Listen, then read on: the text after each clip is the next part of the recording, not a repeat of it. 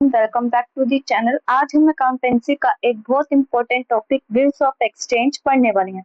Exam में इस chapter से थ्योरी के साथ साथ जर्नल एंट्रीज और न्यूमेरिकल क्वेश्चंस भी आते हैं। अगर आप इस कॉन्सेप्ट को एक बार अच्छे से समझ गए तो पूरा कॉन्सेप्ट, पूरा चैप्टर बहुत इजी लगने लगेगा। तो चलिए स्टार्ट करते हैं। What do you understand by the term bills of exchange? सबसे पहले एक रियल लाइफ एग्जांपल लेते हैं। मान लीजिए ए ने बी को 10,000 रुपए का माल बेचा, लेकिन बी के पास अभी पैसे नहीं है, इसलिए ए ने उसे 3 मंथ्स का क्रेडिट दे दिया। अब ए को डाउट हो सकता है, क्या हो सकता है कि 3 मंथ्स बाद बी पेमेंट करेगा या नहीं। इस प्रॉब्लम का सॉल्यूशन है बिल्स ऑफ एक्सचेंज। तो बिल्स ऑफ एक्सचेंज एक रिटन लीगल डॉक्यूमेंट होता है जिसमें सेलर बायर को ऑर्डर देता है कि वो एक फिक्स्ड अमाउंट एक फिक्स डेट पर पे करे। इस डॉक्यूमेंट पर बायर की एक्सेप्टेंस यानी कि सिग्नेचर के बाद ये लीगल प्रूफ बन जाता है। अब इसमें 3 पार्टीज होती हैं। फर्स्ट इज ड्रॉअर, ड्रॉई एंड पे। ड्रॉअर, ड्रॉअर कौन होता है? यानी कि सेलर जो बिल बनाता है। ड्रॉई कौन होता है? जो पेमेंट करेगा यानी कि बायर। और पे कौन होगा? जिसे पेमेंट मिलेगी यानी जनरली सेलर। क्या याद रखने की? Drawer draw the bill, drawee pay the bill and payee gets the payment. Next topic is features of bills of exchange. अब देखते हैं बिल्स ऑफ एक्सचेंज की important features. Is written document, यानी कि सबसे पहला फीचर ये है कि बिल्स ऑफ एक्सचेंज हमेशा रिटन फॉर्म में होता है। ये सिर्फ वर्बल प्रॉमिस नहीं होता, इसलिए फ्यूचर में अगर कोई डिस्प्यूट हो तो ये लीगल प्रूफ के रूप में भी काम करता आता है। नेक्स्ट, अनकंडीशनल ऑर्डर टू पे। अब इसमें क्या होता है कि पेमेंट का ऑर्डर जो होता है वो बिना किसी कंडीशन के होता है। फॉर एग्जाम्पल, अगर प्रॉफिट होगा तब पेमेंट करूंगा, ये वैलिड नहीं है। मेन क्या होता है, 30 सितंबर को 20,000 रुपीज पे करूंगा, ये वैलिड है, यानी कि ये अनकंडीशनल ऑर्डर टू पे हुआ। Next, fixed amount. बिल में जो अमाउंट लिखी होती है वो पहले से फिक्स्ड होती है। पेमेंट के टाइम अमाउंट को बदला नहीं जा सकता। फॉर एग्जाम्पल, अगर बिल 20,000 रुपीज का है तो ड्यू डेट पर 20,000 रुपीज ही पे किए जाएंगे। Next, sign by the drawer. अब बिल पर ड्रॉअर के सिग्नेचर होना जरूरी है, यानी कि सेलर के सिग्नेचर के बिना बिल ऑफ एक्सचेंज वैलिड नहीं माना जाता। Next, accepted by the ड्रॉई। अब ये सबसे इंपॉर्टेंट फीचर है, जब तक ड्रॉई यानी कि बायर बिल पर एक्सेप्टेड लिख कर साइन नहीं करेगा तब तक बिल कंप्लीट नहीं माना जाएगा। यानी कि एक्सेप्टेंस का मतलब है कि बायर पेमेंट करने के लिए ऑफिशियली एग्री कर रहा है। Next, payment on a fixed और future date. Bills of exchange में पेमेंट की जो डेट होती है वो पहले से ही डिसाइड होती है। फॉर एग्जाम्पल, अगर बिल 1 जुलाई को 3 मंथ्स के लिए बनाया गया है तो पेमेंट ड्यू डेट पर ही होगी। इससे क्या होगा कि सेलर और बायर दोनों को पहले से पता होता है कि पेमेंट कब करनी है और कब लेनी है। हम समझते हैं बिल्स ऑफ एक्सचेंज के एडवांटेजेस, यानी कि बिजनेस में इसका यूज इसलिए किया जाता है क्योंकि ये सेलर और बायर दोनों के लिए फंडामेंटल होते हैं।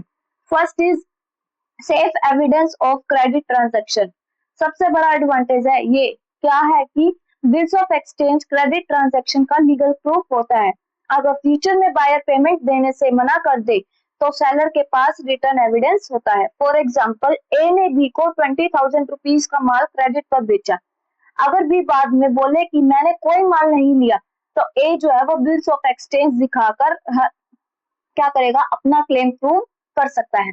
Next, creates legal proof. अब बिल्स ऑफ एक्सचेंज एक क्या होता है, लीगल डॉक्यूमेंट होता है। क्यों होता है? इसलिए अगर पेमेंट ड्यू डेट पर ना मिले तो सेलर जो है वो लीगल एक्शन भी ले सकता है। ये बिजनेस ट्रांजैक्शन को ज्यादा सिक्योर और ट्रस्टवर्दी बनाता है।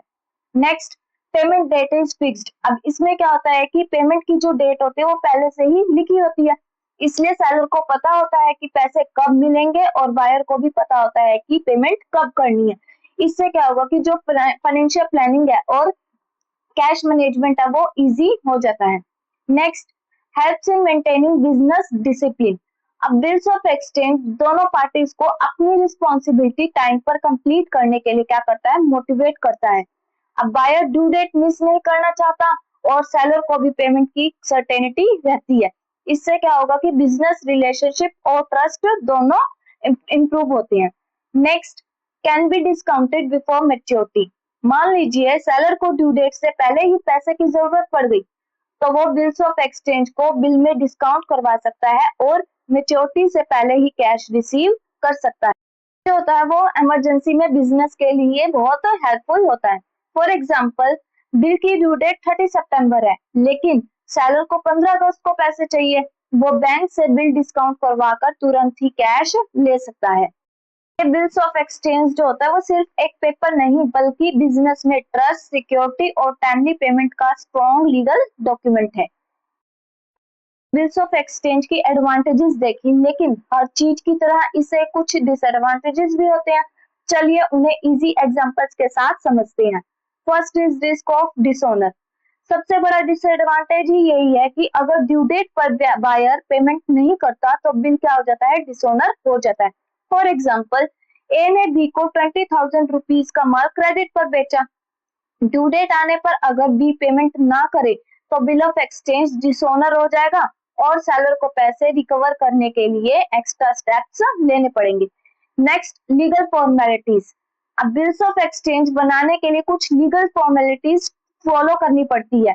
इससे क्या होता है कि इसमें बिल को सही फॉर्मेट में लिखना, ड्रॉअर के सिग्नेचर, ड्रॉई की एक्सेप्टेंस और जरूरत पड़ने पर स्टैंप ड्यूटी का ध्यान रखना होता है। अगर ये फॉर्मेलिटीज कंप्लीट ना हो तो बिल जो होगा वो लीगली वैलिड नहीं माना जा सकता। Third, additional cost. अब बिल्स ऑफ एक्सचेंज बनाने और यूज करने में कभी कभी एक्स्ट्रा एक्सपेंसेस भी होते हैं, जिसमें जैसे कि stamp duty, bank discounting charges या नोटिंग चार्जेस। इसलिए क्या होता है, इसका कॉस्ट नॉर्मल क्रेडिट ट्रांजैक्शन से थोड़ा ज्यादा हो सकता है। Next, time consuming process. अब बिल्स ऑफ एक्सचेंज में बिल बनाना, एक्सेप्ट करवाना, रिकॉर्ड मेंटेन करना और ड्यू डेट ट्रैक करना पड़ता है। ये प्रोसेस जो होती है वो सिंपल कैश ट्रांजैक्शन के कंपैरिजन में थोड़ा ज्यादा टाइम लेता है। Next and last is not suitable for every transaction. Her transaction के लिए बिल ऑफ एक्सचेंज बनाना जरूरी नहीं होता। अगर ट्रांजैक्शन छोटी अमाउंट की हो या कैश ट्रांजैक्शन हो तो बिल ऑफ एक्सचेंज की जरूरत नहीं पड़ती। इसका मेन यूज जो होता है वो क्रेडिट ट्रांजैक्शंस और बिजनेस डीलिंग्स में किया जाता है।